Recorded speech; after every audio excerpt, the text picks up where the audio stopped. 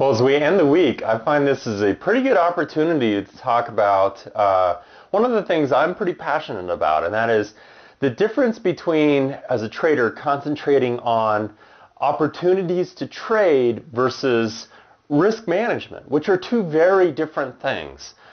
Trade management, I find, is a lot easier to encapsulate. It's easier for people to understand and conceptualize, but it can be very difficult to make the transition from trade management or just hunting trading opportunities versus being able to manage a portfolio through trending periods, non-trending periods as the market changes, where a risk manager really comes into play. So I really think that most traders should be looking at trading from the perspective of a risk manager versus just hunting opportunities. And there's a perfect situation this week, actually, as we look at the potential for a breakout on the yen specifically versus a fake out. So has the yen been turned back from resistance? So let's look at a chart real quick.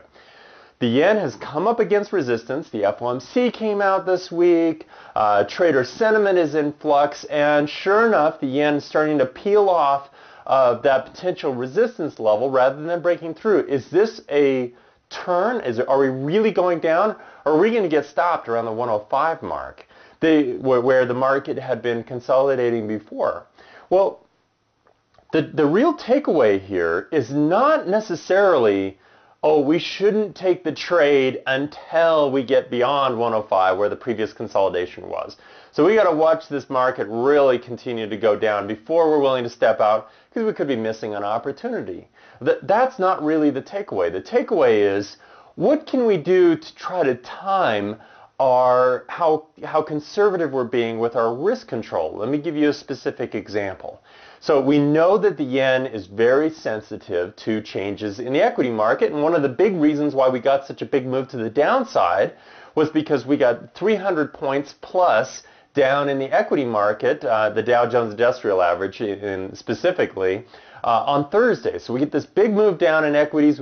Subsequently we get a big move down on the yen. But we get this interesting relationship where both the SPX, let's look at a chart of that right now, is at support. Now, I'm not suggesting that the SPX is necessarily going to bounce off of here and just go screaming to the upside. All I'm saying is that it's very clear it is at a support level that the market has stopped twice before. So every time the market panics, we get to about this level and then have popped up over the last several months. In addition to that, I'm looking at the VIX. So the VIX is the risk index for stocks, and it is at a resistance level. You can see that here on this chart. So the VIX is at a resistance level. The SPX, or the S&P 500, is at a support level. And at the same time that we're trying to trade a breakout to the downside on the dollar yen. Or maybe trying to trade that breakout to the downside. The point is we maintain risk control, so tighter risk control on the short side of the dollar yen, while we're waiting to see what happens in equities. So equities are at a fairly significant inflection point that's coming after this bounce that we've had on the yen. So the yen has already hit its inflection point. It's already going down, the dollar yen. These two are both stuck at that level. Those breakouts, that's where we start peeling back our risk control. Well, what does that mean? Well, it could mean a number of things. Perhaps we're hedging our investment with a long call position on the dollar yen. Maybe it's a matter of tighter stops.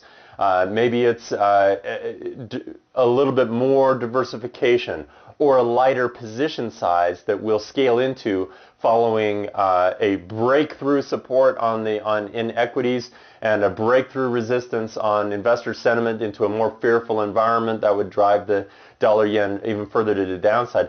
The point is that we have some benchmarks to be able to understand where do we start to take heavier positions or more heavily uncovered positions on the dollar yen, rather than just having to take a more binary decision of it either is a breakout or either is a fake out. It's really something that we can start to scale into, and as we learn, well, either it is a breakout and the fake out is not a possibility, or vice versa.